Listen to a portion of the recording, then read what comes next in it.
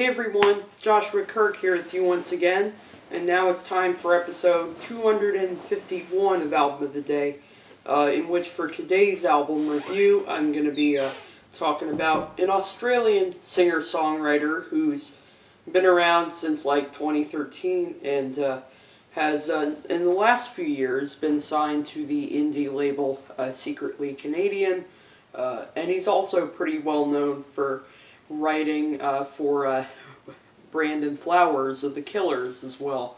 I am, of course, talking about the singer-songwriter known as Alex Cameron, a guy that I had never heard of until this year, but now I'm here to review his new album, which was released on September 13th of 2019, and the album is called Miami Memory, and as you can see, I have this album on vinyl here.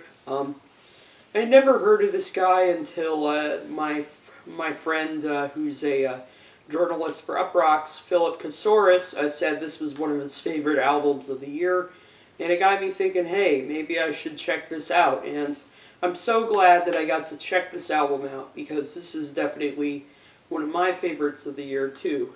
And also, this is an artist that my boy Anthony Fantano over at The Needle Drop is also a big fan of, so pretty much dedicating this video to him along with Philip Kasoris from Uproxx.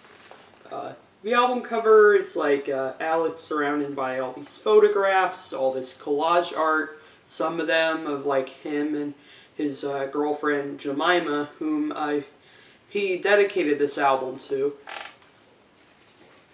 And there's the back. There's 10 songs on this album, and it's over 38 minutes long, and solely produced by the one and only Jonathan Rado of Foxygen, who also has been doing production work for Wise Blood and Father John Misty. Here's a gatefold, there's the liner notes, and there's some saxophone on here from his business partner, Roy Malloy. Yeah, and these are the lyrics here, along with all these pictures. And this is actually on a blue colored vinyl, which is pretty cool. Side A and side B.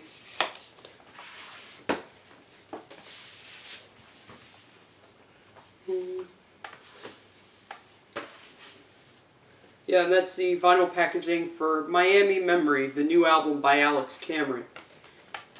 Now, the sound that this guy pretty much goes for in his music, it's sort of a blend of a bunch of different things. There's elements of synth pop in there, elements of soft rock, which the soft rock elements come through even more so on Miami Memory than on his last record, which is more on the like 80s synth pop kind of sound, and had a lot of like choruses that sounded inspired by Springsteen a little bit.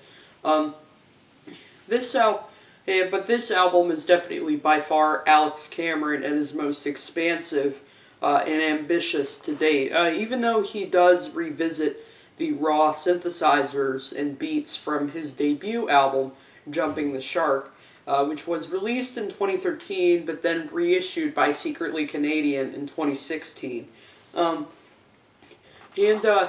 Lyrically, this is an album kind of about a bunch of different things, like love, sex, but also sort of talking about life and sort of the world from a male perspective, pretty much. And also, he definitely has just an incredible voice that definitely has so much expression to it that only makes his music that much more effective, in my opinion. I don't remember the last time I listened to an album where the first song was about becoming a stepdad and sort of, leaving behind your old lover to be with someone else, and Alex is sort of telling the child that they had, like, don't forget what I told you about your demons. They're just thoughts in your head while you sleep, no more than that.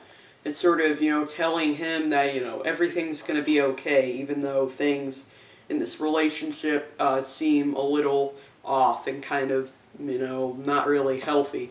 I also love how catchy the song is, love that peppy opening synth melody, as well as the other layers of instrumentation Jonathan Rado throws into the mix, like some jaunty pianos and kind of sort of crackly guitars, I think sound really cool on there too. Some drums that I think drive the song really nicely.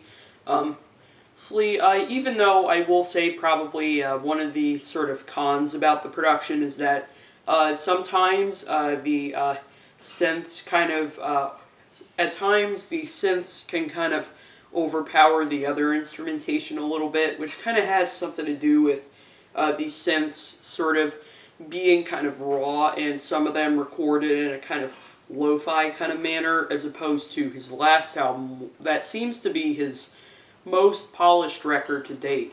But still, definitely one of my favorite tracks on here nonetheless. The next track on here is the title cut, Miami Memory, which is sort of the first song about his relationship with his girlfriend, and it's sort of, though it may seem like a kind of a conventional love song from the first few lyrics, as you listen a little deeper, there's actually some pretty interesting poetic lines on here. For example, one of my favorite lines of the year would have to be the line of eating her ass like an oyster is definitely some complete and total genius right there, as well as some lines of watching her pleasure a woman while he sits and carries on, and no one with cars filled with water, a vacuum seals the door. And it has this kind of tropical percussion loop that kind of reminds me of Grizzly Bear a little bit, along with some kind of bright sort of glossy synths and pianos on there too. Love the saxophone that goes in. It reminds me of Bruce Springsteen a little bit, and when that sax comes in, it definitely sounds like something Clarence Clemens could be playing on there. It's definitely a track that has grown on me, even though, like with the track before, this is another one where I think the flaw of the synths kind of overtaking the other instrumentation at times definitely is, a little bit of imperfection in the production, but certainly plenty of things about this track, musically and lyrically, to make it a highlight for me. The next track, Far From Born Again, is like a near perfect vignette about a sex worker and sort of what life is like for them. Because even though they are a big part of pornography, which a bunch of people on the internet are like pretty hungry for, sex workers are still kind of ridiculed and sort of given all kinds of nasty backlash just for being who they are and sort of expressing their bodies authentically in this kind of profession. Also love how catchy the song is. The do do do do do do do do do hook is like it'll get stuck in your head easily. It definitely got stuck in mine right from the get-go. I really like the kind of funky groove that the song goes for. Really like the guitars and drums on here. The horns are great. Roy Malloy killed it there. And it has all kinds of pretty interesting lines, like the line of "Her scent is dancing like a pie upon a windowsill." That's a pretty cool simile there, Alex. Wait right there, Alex. The song "Gaslight" is another song that's definitely kind of a love song where Alex seems to detect something's going on with his girlfriend, and she's not really talking about it, and she just seems kind of miserable, and he's sort of letting him know that, I can see in your eyes that there's something wrong. You can just tell me whatever you want, and I'll protect you with my gaslight. So it's definitely one example of just how heartwarming this album is. I mean, sure, there are definitely some other modern indie songwriters that you could compare him to. Father John Misty would be a pretty good example of it, but I will say that unlike Father John Misty, who tends to be a little more depressing and kind of melodramatic with his songs, you have Alex Cameron, who's actually more on the heartwarming side of it, even if, yes, at times he can be a little bit somber, for sure.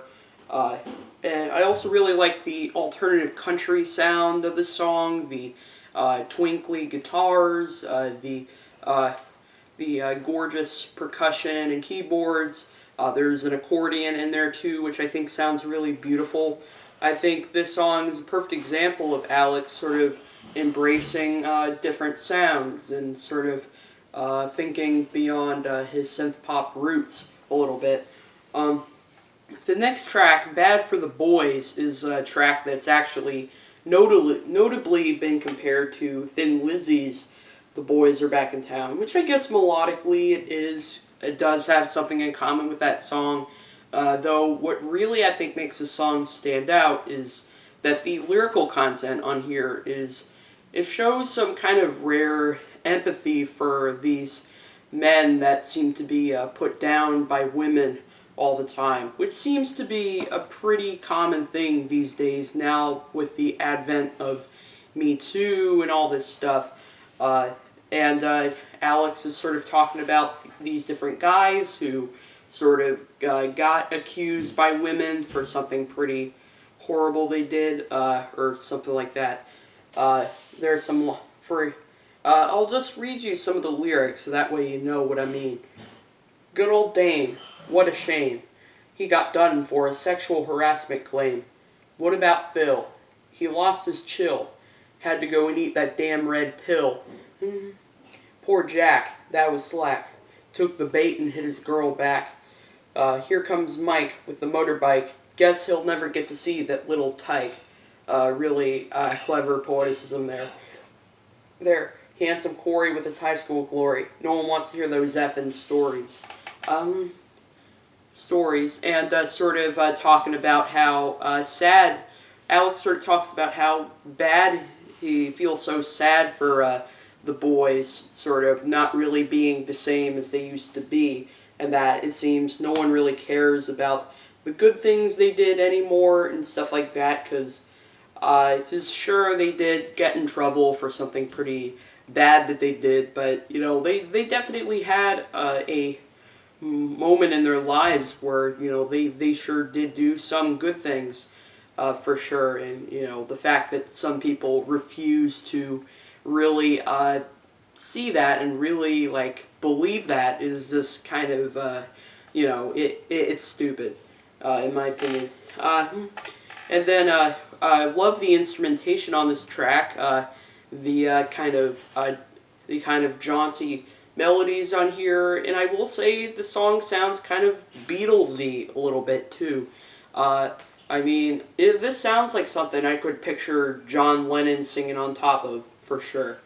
Then things get a little somber on the track End is Nigh, which is kind of a song where Alex is sort of in a moment of kind of despair and sort of wanting to die, because it is possible that his girlfriend could end up falling in love with another guy and stuff like that. But at the same time, he doesn't really sound especially depressed on this song.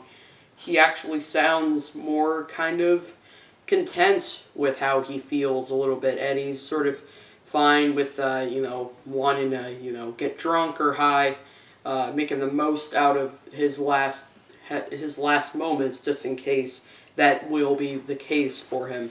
And also love the kind of gorgeous dream pop instrumentation on this track. It definitely it's kind of akin to maybe a beach house song a little bit, in terms of its kind of spacey organs and synths on the track, and that ending I think is a really nice sort of victory lap for the song too. Then we dive into the world of PC, or political correctness culture, on the track PC with Me, which sort of was inspired by two situations Alex was in. His CMA's tour of Europe, which is why you could hear lyrics about Roy Boys clinging on, because, obviously Roy Malloy, his business partner, is pretty much, with him everywhere he goes on tour. But also the moment when he met his girlfriend. And this was sort of at a time when, the Me Too thing was sort of really getting in full swing, which sort of changes the way Alex would choose to attract his lover, as I heard someone else say, that. So, but being content to the fact that, the meaner these men are, the harder someone like me decides to fall in love with you. Trying to put a more positive spin on it. And love the instrumentation on this track. The organs are great. The horns are killer on the track. It's definitely one of the catchiest songs on the album. It's actually melodically is like one of the more adorable tracks on the album. I mean, some of the synth melodies all around the track are just so flat out cute, in my opinion. The song "Divorce" was one of the teaser tracks for this album, and this is another song that has some instantly pretty memorable poeticisms in it, like the line of, "In the age of conversation, I guess I have the gift of gab, but when you shine your spotlight on me, my little microphone turns to sand." And also, really, there's some hilarious lines in the second verse of, "I could leave your ovulation to meet Elon and his clan, with his batteries full of sunlight, and his cars that run on sand. And I'll go weak with constipation from all the pills and the spam. Though we drink our mother energy, there ain't no woman for the needy man." Really kind of clever summary of being in a relationship right there. Way to go for him to sort of tell that from kind of a male perspective. And also, this song is definitely another one of the catchiest songs on the album. I mean, that chorus is pure melodic synth pop gold right there. And also the line of "mother effin' futon couch" is pretty genius also. The track "Other Ladies," on the other hand, is definitely my least favorite track on the album. Some of the uniqueness and sort of talent that Alex portrays on much of this album just isn't really there on this track. It just sounds to me kind of like a rip-off of some of the best ballads that Bob Dylan has ever written. And even some of the synth pop elements you would normally hear in his music are kind of not really here on this track. He just doesn't really sound like himself on here, even though he kind of tries to with a line like, "That old Tim Allen ain't the way he used to be." I mean, I feel ya, but, aren't you better than this?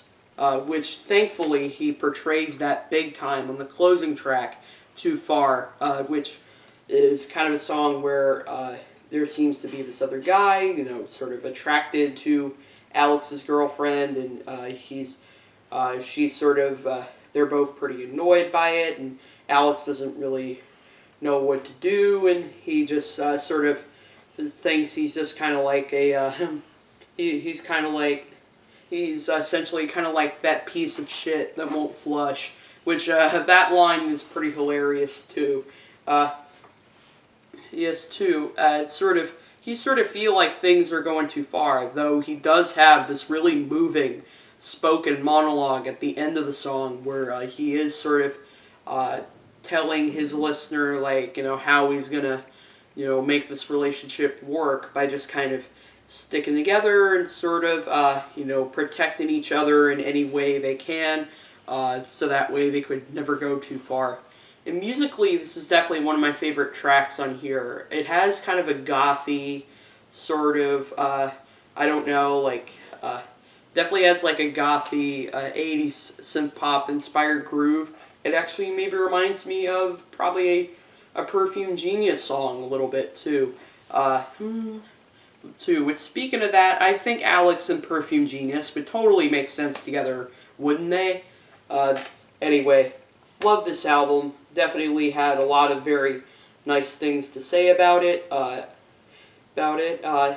Again, the production on this album isn't necessarily perfect. In fact, there could be a little more balance between the raw synths and the other instrumentation on his next album, but overall, I definitely consider this one of my favorite singer-songwriter records of the year, and actually my favorite project of his that I've heard. I mean, I enjoyed some of what I had heard of Force Witness, but I do find that maybe the album was a little too polished, so maybe if there is a little bit of imperfection, I think it results in probably a better album in my opinion. That's just me, just me. Definitely check this album out. If you like synth pop and if you like soft rock with a lot of personality, and if you're looking for someone with such incredible songwriting chops, you got it right here on this album. Strong 8 out of 10 on this one. And I'll see you for episode 252.